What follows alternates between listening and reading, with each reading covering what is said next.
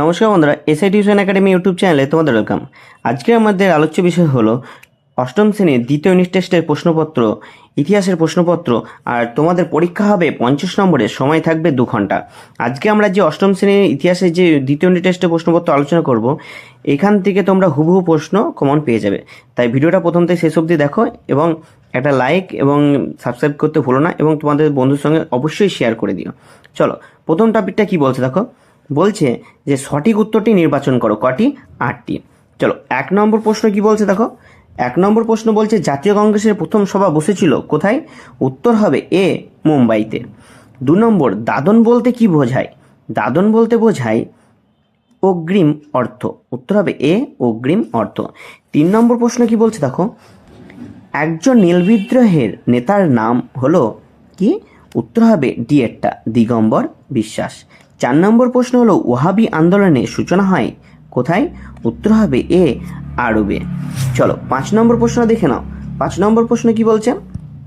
বলছে ব্রিটিশ শাসকরা ছিল বিধির বিধান। ব্রিটিশ শাসকরা ছিল বিধির বিধান। উত্তর হবে ইংরেজদের কাছে। 6 নম্বর প্রশ্ন হলো 6 নম্বর প্রশ্ন হলো মহাবিদ্রোহের সময় ভারতের গভর্নর জেনারেল ছিলেন কে? উত্তর হবে ডি এর, লর্ড ক্যানিং। 7 নম্বর প্রশ্ন হলো ডিরোজিও ছিলেন? উত্তর হবে হিন্দু কলেজের শিক্ষক। 8 নম্বর প্রশ্ন হলো ভারতের রেলপথ নির্মাণের প্রকল্প শুরু হয় কত খ্রিস্টাব্দে? উত্তর হবে 1853 খ্রিস্টাব্দ থেকে। চলো, 9 নম্বর প্রশ্ন কি বলছে? 9 নম্বর প্রশ্ন হলো যে কুলি কাহিনী নিবন্ধ লিখতেন কে? উত্তর হবে রামকুমার বিদ্যারত্ন। এবার 2 নম্বর টপিকে কি বলছে দেখো। বলছে এক কথায় উত্তর দাও। কটি? যে কোনো 10টি। 1 নম্বর প্রশ্ন কি বলছে? বলছে কে ইজরাদারি ব্যবস্থা চালু করেন? এক একটা প্রশ্ন খুব খুব গুরুত্বপূর্ণ, তাই ভিডিওটা প্রথম থেকে শেষ অবধি দেখো এবং তোমার বন্ধুর সঙ্গে শেয়ার করতে অবশ্যই ভুলো না। চলো, কে ইজরাদারি ব্যবস্থা চালু করেন? উত্তর হবে 1773 সালে ওয়ারেন হেস্টিং চালু করেন। 2 নম্বর প্রশ্ন হলো রেলপথ বানানো, রপ্তানির হার বাড়ানো ও কৃষিদের বাণিজ্যকরণের প্রক্রিয়াকে একসঙ্গে কী বলে আখ্যা করা হতো? উত্তর হবে ঔপনিবেশিক অর্থনীতি ও বাণিজ্যিকরণ। 3 নম্বর প্রশ্ন হলো কত খ্রিস্টাব্দে রেলপথ নির্মাণের প্রকল্প শুরু হয়? উত্তর হবে 1854 সালে। 4 নম্বর প্রশ্ন হলো দেশের সম্পদ বিদেশে চালান হওয়াকে কি বলা হয়? উত্তর হবে সম্পদের বহির্গমন। চলো, 5 নম্বর প্রশ্নে কি বলছে দেখো। বলছে কে সতীদাহ প্রথা রোধ করার পক্ষে জোরালো আন্দোলন গড়ে তোলে? উত্তর হলো রাজা রামমোহন রায় এবং লর্ড উইলিয়াম বেন্টিং। 6 নম্বর প্রশ্ন হলো লর্ড নর্থ বেরুকে জারি করা ন্যাটাভিনয় নিয়ন্ত্রণ আইনের উদ্দেশ্য কী ছিল? উত্তর হবে মূল উদ্দেশ্য ছিল ব্রিটিশ শাসনের বিরুদ্ধে স্থানীয় জনগণের মধ্যে ক্রমবর্ধমান বিদ্রোহ এবং ঔপনিবেশিক শাসকদের প্রতি ঘৃণা সৃষ্টিকারী নাটক ও অভিনয় নিয়ন্ত্রণ করা। 7 নম্বর প্রশ্ন হলো লর্ড কার্জনের বঙ্গভঙ্গের প্রস্তাবের মূল উদ্দেশ্য কী ছিল? উত্তর হলো বাংলায় ব্রিটিশ শাসনের সমালোচক ও বিরোধী রাজনৈতিক শক্তিগুলিকে দুর্বল করে দেওয়া। 8 নম্বর প্রশ্ন হলো প্রতি মাইল রেলপথ বানাতে কটি করে স্লিপার লাগতো? উত্তর হবে 2000টি। 9 নম্বর প্রশ্নে কি বলছে দেখো। বলছে ব্রিটিশরা কোন ঔপনিবেশিক অঞ্চলকে সবচেয়ে দামি রত্ন হিসেবে বর্ণনা করত? উত্তর হবে ভারত। 10 নম্বর প্রশ্ন হলো 1879 খ্রিস্টাব্দে কৃষকদের সুবিধার জন্য ঔপনিবেশিক প্রশাসন যে আইনটি রচনা করে তার নাম কি? উত্তর হবে ডেকান কৃষিবিদ্যান আইন। 11 নম্বর প্রশ্ন হলো জেমস আগাস্টাস হিকের প্রকাশিত সাপ্তাহিক পত্রিকাটির নাম কি? উত্তর হবে বেঙ্গল গ্যাজেট। এটি ছিল ভারতের প্রথম ইংরেজি ভাষার সংবাদপত্র। 3 নম্বর টপিকে কি বলছে দেখো। বলছে শূন্যস্থান পূরণ করো 6টি। চলো, প্রথম প্রশ্ন কি বলছে দেখো। প্রথম শূন্যস্থান পূরণের প্রথম প্রশ্ন কি বলছে? বলছে ভারতের প্রথম ভাইসরয় নিযুক্ত হন কে? উত্তর হবে লর্ড ক্যানিং। 2 নম্বর প্রশ্ন হলো বাহাদুর শাহকে ড্যাশ নির্বাসন দেওয়া হয়েছিল? উত্তর হবে বার্মার রেঙ্গুন। 3 নম্বর প্রশ্ন হলো ভারত মাতা ছবিটি ড্যাশ এর আঁকা? কার আঁকা? অবনীন্দ্রনাথ ঠাকুরের আঁকা। 4 নম্বর প্রশ্ন হলো ড্যাশ খ্রিস্টাব্দে বঙ্গভঙ্গ রোধ করা হয়? উত্তর হবে 1911 খ্রিস্টাব্দে। 5 নম্বর প্রশ্ন হলো ড্যাশ সাগরে কন্যা শিশু ভাসানোর প্রথা নিষিদ্ধ করেছিলেন? কে করেছিলেন? উত্তর হবে লর্ড ওয়েলেসলি। 6 নম্বর প্রশ্ন হলো ভারত মাতার ছবিটি ড্যাশ এর আঁকা, কার আঁকা? উত্তর হবে অবনীন্দ্রনাথ। নম্বর টপিক কি বলছে? যে কোনো 5টি প্রশ্নের উত্তর দাও।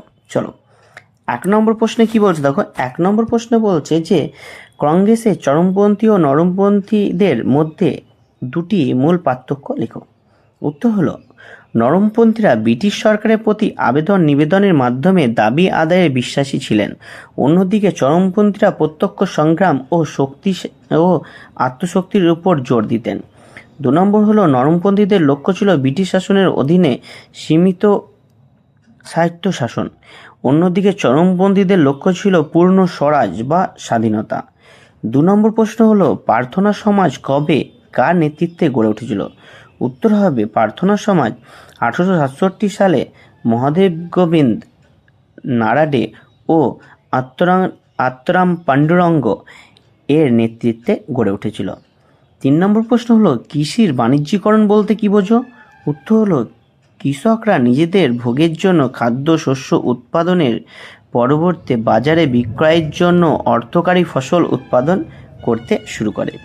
4 নম্বর প্রশ্ন হলো নববঙ্গ গোষ্ঠী কোন কোন প্রথার বিরোধিতা করেছিল? উত্তর হলো নববঙ্গ গোষ্ঠী জাতিভেদ প্রথা, বাল্যবিবাহ, সতীদাহ প্রথা বিরোধিতা করেছিল।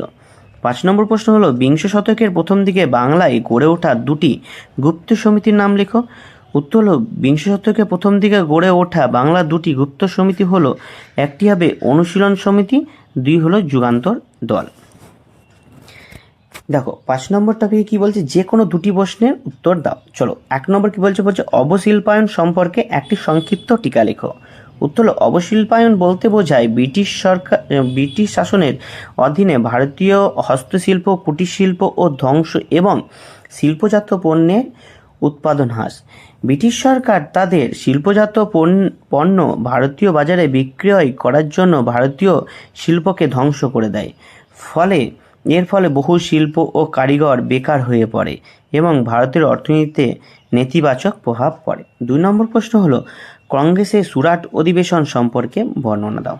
চলো উত্তরে কি বলছে? 1907 সালে কংগ্রেসের সুরাট অধিবেশনে নরমপন্থী ও চরমপন্থীর মধ্যে মতবিরোধ চরমে ওঠে।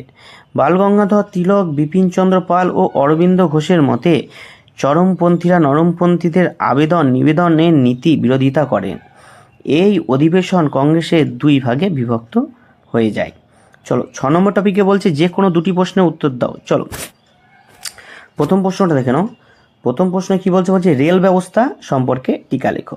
উত্তরে কি বলছে? বলছে ব্রিটিশ সরকার তাদের বাণিজ্য ও প্রশাসনিক সুবিধার জন্য ভারতের রেল ব্যবস্থা চালু করে।